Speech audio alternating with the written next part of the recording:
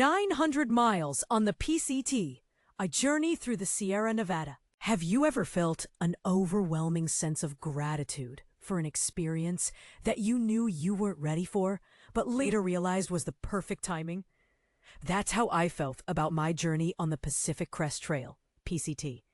I'm so thankful that this wasn't my first long-distance hike. If it had been, I wouldn't have been able to fully appreciate the PCT's magnificence. Over the last 5 years, I've learned that extreme beauty often comes hand in hand with significant suffering.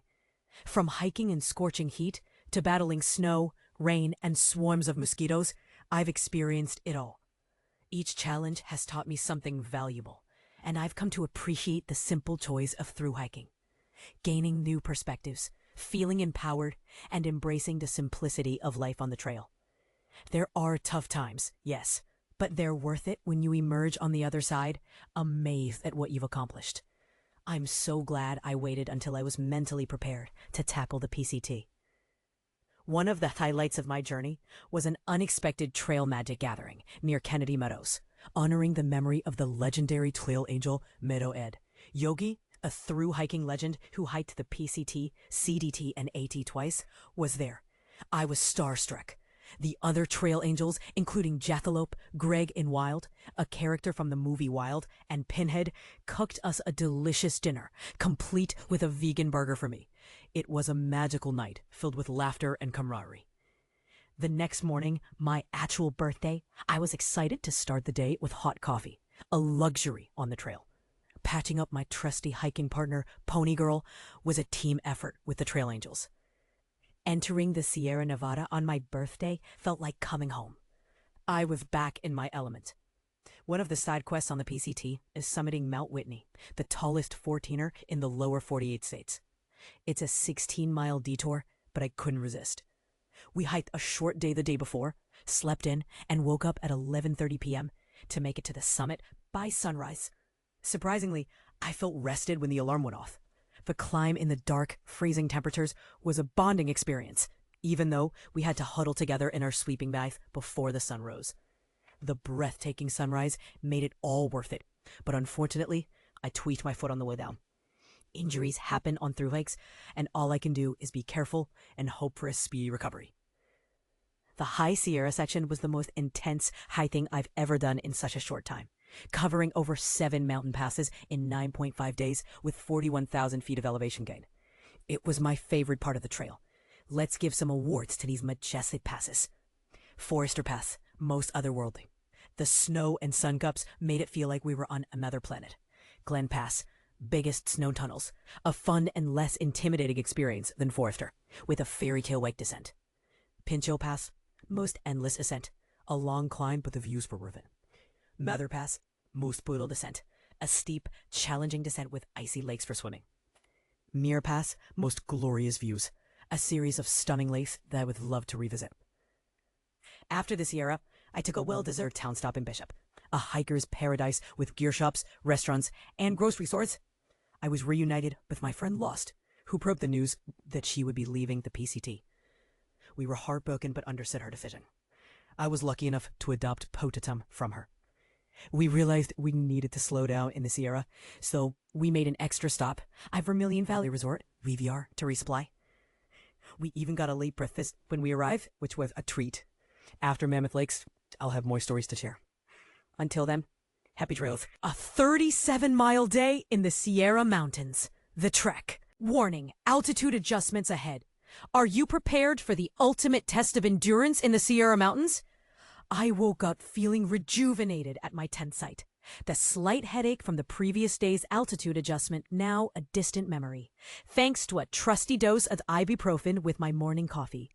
With a spring in my step, I packed up and set off towards the Cottonwood trailhead, where OutsideJay had kindly left my bear canister and a stash of food, approximately 10 miles away. The Sierra's siren song. As I embarked on my journey, the breathtaking sunrise at high elevation left me spellbound. The gentle, undulating ridgelines were a welcome respite from the previous day's exertions. I couldn't help but reminisce about my 2022 adventure in the Sierra when the trails were eerily quiet in October. But here's where it gets controversial. Should hikers prioritize avoiding the Sierra's high mountains by the first week of October to dodge the snow? Or is it worth the risk for the seasoned few? A beautiful start with a twist. The trail's ease belied my initial concerns about altitude fatigue. As the morning wore on, my energy levels surged, and I found myself making excellent time. However, the excitement was short-lived, as I soon realized I'd have to navigate the complexities of food storage in bear country. And this is the part most people miss. The nuances of bear canister regulations can be overwhelming. Did you know that in this area, you only need to store food properly at night? The Great Food Cram. With my bear canister at maximum capacity, thanks Bear Vault 450, I had to perform a delicate balancing act, stuffing every available pocket with food. The result? A whopping 1,500 calories left behind, and a fervent hope that my supplies would last until the next resupply point at VVR. Cottonwood Pass, the uphill battle. After a surprisingly quick detour to the parking area, I tackled the formidable Cottonwood Pass. The 1,000-foot climb, although daunting, proved more manageable than expected, thanks to my renewed energy. As I ascended, I encountered a group of hikers who had opted for the Cottonwood Pass permit, avoiding the notoriously difficult Whitney portal permits. A chance encounter in nowhere.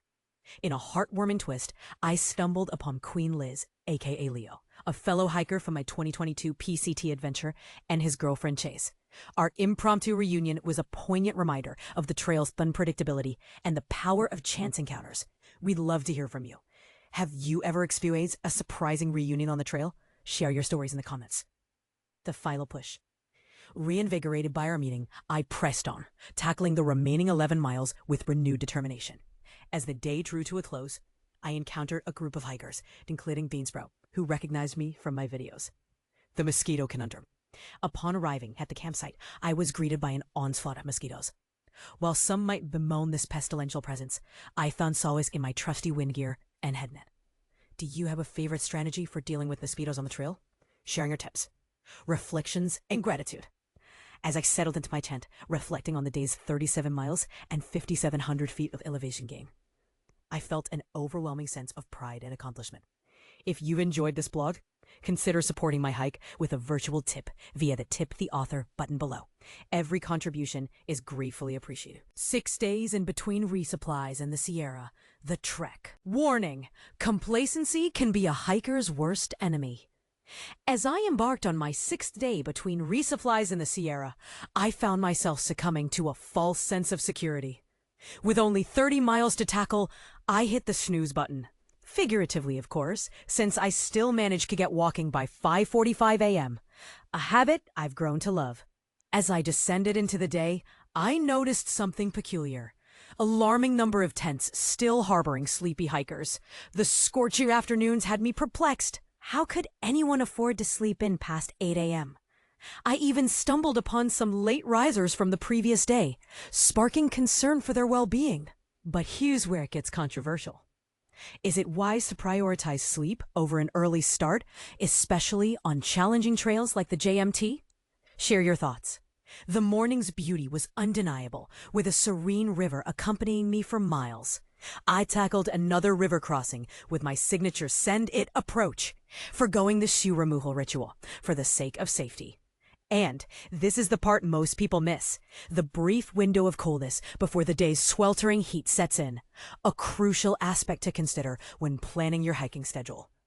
As I delved into my new audiobook, On the Road by Jack Kerouac, the trail began to climb, steepening unexpectedly. The 1,000-foot ascent felt more daunting than anticipated, but the subsequent plateau offered a welcome reprieve. A question for our experienced hikers. Have you ever encountered a climb that felt disproportionately challenging due to its perceived elevation gain? How did you adapt? My encounter with 2 older women who expressed astonishment at my solo hiking endeavors served as a poignant reminder. Perspectives on safety vary greatly. While I don't bat an eye at solo female hikers, others may view it with concern. We'd love to hear from you. How do you assess risk when hiking alone? And what precautions do you take to ensure your safety? The day's climax, Savor Pass, loomed ahead with its unique twist. The trail continues to climb after cresting the pass. This unexpected challenge caught me off guard, but the ensuing downhill stretch and picturesque alpine lake made up for it. As the sun dipped below the horizon, I tackled the final climbs, eager to set myself up for a leisurely morning. The irony of water sources. I had passed numerous creeks throughout the day, only to find none when I needed them most. Eventually, I stumbled upon a hidden gem and set up camp, reflecting on the day's adventures. Tomorrow's forecast: a mere 6 miles to Red's Meadow, followed by a well-deserved 0 day in Mammoth Lakes. Support the author. If you've enjoyed this blog, consider treating me to a virtual soda or snack via the Tip the Author button below. Linking directly to my Venmo. Your support fuels the Trek's mission to provide top-notch backpacking advice and information. Affiliate disclosure. This website contains the affiliate links, which support the Trek's endeavors at no additional cost to you. Learn more on our About This side page, https://thetrek.co/aboutthisblog.